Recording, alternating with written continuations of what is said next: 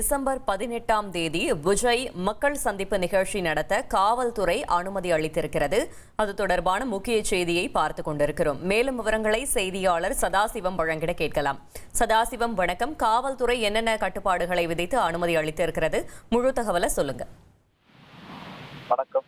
அதாவது தமிழக வெற்றி கழக தலைவர் விஜய் வரும் டிசம்பர் 18ஆம் தேதி பிரச்சாரம் செய்ய தாவேக்கான திட்டமிட்டு அதற்கான பணிகளை முன்னேற்பாடாக தீவிரமாக மேற்கொண்டார். குறிப்பாக கொங்கு மண்டல பொறுப்பாளராகவும் தாவேக்கா நிர்வாக குழு தலைமை ஒருங்கிணைப்பாளராக இருக்கக்கூடிய செங்கோட்டையன் தினந்தோறும் அந்த பணிகளை முகாமிட்டு காவல்துறை சார்பில் அனுமதிக்காகவும், அதே போல இவர்கள் விஜய் பிரச்சாரம் செய்ய உள்ள இடமானது விஜயபுரி இந்து அறநிலைத்துறை கட்டுப்பாட்டில் உள்ள விஜயபுரி அம்மன் கோவிலுக்கு சொந்தமான இடம் என்பதால் அந்த இடத்தில் பிரச்சாரம் செய்ய இந்து அறநிலைத்துறை சார்பில் அனுமதிக்க கூடாது. யாருக்கும் இந்த இடத்தில் பிரச்சாரமோ நிகழ்ச்சியோ செய்யக்கூடாது. இதற்கு காவல்துறை மாவட்ட நிர்வாகம் அனுமதிக்க கூடாது என கோவில் செயல் அலுவலர் தனலட்சுமி ஒரு கடிதம் ஒன்றை கடந்த 12ஆம் தேதி மாவட்ட நிர்வாகத்திற்கு வழங்கியுள்ளார்.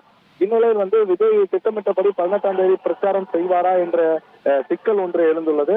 இது குறித்து தாவேக்கா ஒருங்கிணைப்பாளர் செங்கோட்டையனிடம் கேட்ட போது கூட திட்டமிட்டபடி பிரச்சாரம் விஜய் செய்வார் என தெரிவித்தார்.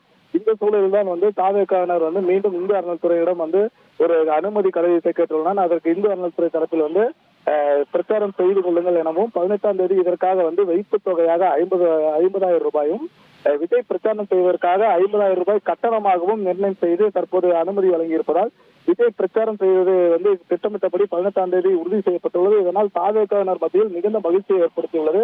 குறிப்பாக இதற்கிடையே மாவட்ட எஸ்பி சுஜாதா பிரச்சாரம் செய்யக்கூடிய இடங்களில் காவல்துறை சார்பில் 84 விளக்கங்கள் கேட்டு அவர்களுக்கு கடிதம் வழங்கப்பட்டது.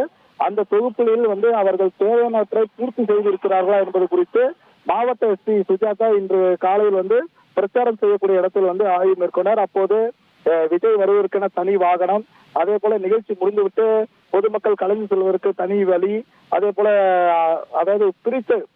புதுச்சேரியில் நடந்தது போல அரங்குகள் அமைத்து தனித்தனி கேலரிகள் அமைத்து மக்கள் உட்காருவதற்கு ஏற்பாடு செய்ய வேண்டும். அவசர கால வாகன வசதிகள் வருவதற்கு ஏற்பாடு செய்ய வேண்டும். நிகழ்ச்சி நடக்கக்கூடிய இடங்களை சுற்றிலும் சிசிடிவி கேமராக்கள் அமைக்கப்பட வேண்டும். தன்னார்வலர்கள் எவ்வளவு பேர் பயன்படுத்தப்பட்டு இருக்கிறார்கள், அவர்களோட முகவரிகள், பெயர்கள் போன்ற விவரங்களை மாவட்ட எஸ்பி சுஜாதா இன்றைய தினம் ஆய்வு மேற்கொண்டார். தொடர்ந்து அடுத்தடுத்து காவல்துறை தரப்பில் சொல்லப்படும் அறிவுறுத்தல்களை தாவேக்காவினர் பின்பற்ற இருக்கின்றனர். தகவல்களுக்கு நன்றி சதாசிவம்.